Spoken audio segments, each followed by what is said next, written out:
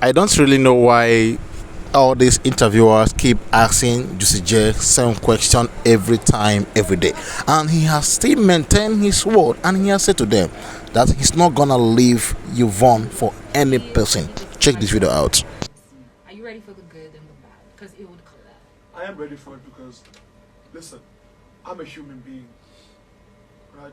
I'm not perfect. You get me? And I think now, obviously, with who I am at the moment, like a lot of eyes are on me, so people are going to obviously. Speaking of eyes, they're waiting for you to be in an uncomfortable situation with a particular someone. They're waiting for me to have a human error experience and then pounce on that. Do you get what I'm trying to say? They're gonna, man, it's. But how you gonna, in a nutshell, how are you gonna manage the fans, like when all of the drama comes? Simple. You know, my actions speak louder than my words. If you say that I'm this type of person, right? I'm not gonna try to convince you or do anything. I'm not gonna say anything. I'm not a Twitter person. Like I'm not gonna be, I'm not this. Stop saying this about me. So you're just gonna ignore. I'm not gonna ignore it. So what are you gonna do? I'm not gonna ignore it. What I'm trying to say is, I'm gonna look at it, right? Yeah. And focus my energies where they matter. Okay. Do you get what I'm trying to say? Looks like you're ready. Definitely. How are you able to manage the relationship between this guy and Yemi? How are you able? Listen, I got to a point where he's strong on the outside because a boo barely sleeps. A boo will sleep earliest and wake up the most, and he won't sleep during the day. He will barely sleep during the day. Yeah. As long as he has his coffee, like so he has energy. Kind of like we had insomnia. Yeah, he has energy. So he's either singing Fuji or he wants to act or he wants to do something entertaining. So he's definitely giving people content on the outside, exactly, however they like it. So if he wins, I won't be surprised. That's why I even told Ipeleng, like, I wouldn't have taken him to the final. Right. Because he's strong. I don't want to stand next to him. And I feel like it's one of those people where you look and you underestimate your own risk. Yeah. So I think a lot of underestimate at your own freaking risk, because also one thing I like about him is very welcoming. Yeah, man. I mean, he's the first person to indulge me in even the singing thing. Me getting that, Delala my chocolate. Like I knew he wouldn't understand what I'm saying. I remember. But he was like, you know what, bro? Let's sing. Let's do this thing. Yeah. I remember I introduced him to Delilah. He loved it, bro. Outside me singing with him, he was Delilah my chocolate, Delilah my chocolate, Delilah my chocolate, hey my chocolate. Yo, he was like, juicy.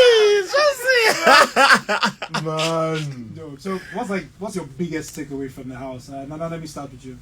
What's your biggest takeaway from this experience, the Bbtitan? The experience itself for me, and then the publicity that it has granted me.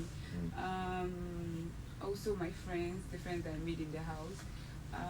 Everything, like, the experience for me. What does that mean? Umfowethu is my brother. What does it mean? Umfowethu is my brother. Yeah. So basically the song says, you know what?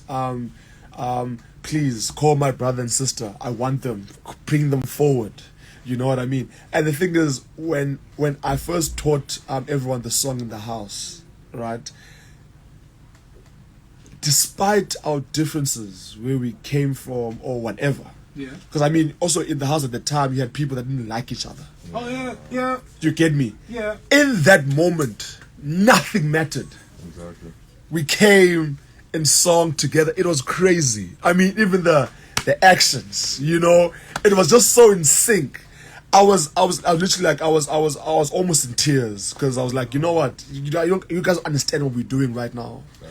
And the message was just sent out by just singing together like this. Yeah, exactly. You know, we are Africans, we are one. Yeah. That's the pinnacle moment of that, bro. Yeah, it was crazy. Sorry, Juicy, and the thing about it is that, following of the question you asked, because yesterday they were asking us all, like, what was like the content, like it was not usually like Big Brother Nigeria. Yeah, it was a little different. Yeah, and the thing about that is that, like, most people are looking at all the fights and all they're trying to see all the drama. But the thing about it is that, bro, it's Big Brother Titans. It's two massive countries coming to one. Like, let's think about where South Africa is, especially with Nigeria, on the music scale of things. Yeah. Amapiano, Afro beats, Afro fusion, all those things coming together, like all those collaborations. Like, why should we enter a house and start fighting each other? Like, that would be a waste of an experience. Yeah. Like, what we did was we bonded on so many levels: food, music, language, like vibes. Like, it was vibes a different type plenty. of content. And I feel like if you honestly appreciate, like, going to a different country, learning about them, learning about their cultures, just experiencing it, you definitely enjoyed this show. Though. And on that note, ladies and gentlemen, we've got to wrap it up at this point. You have been chatting with Nana, Miracle, and Juicy J. Yes. From the Big Brother Titans. It has been quite the conversation. I've thoroughly enjoyed it, even though I've been reminded of my past. But I do have to tell you all now that we've got to go. This is when the Breakfast Jam comes to an end. It comes back on your radio tomorrow morning at 5 a.m. on DOT.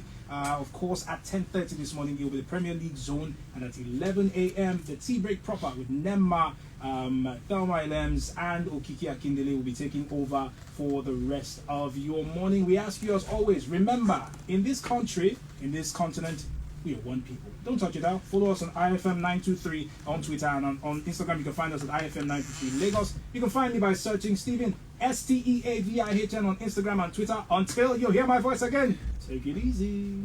If it ain't easy, take it home.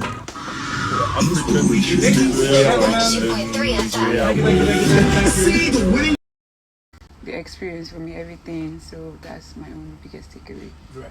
So, Miracle, this season, this year's one happened at a time when it felt like Nigerians were really distracted. We had elections coming up. But would you have done it differently? If you could say, let me do a different year, say like the previous year or the next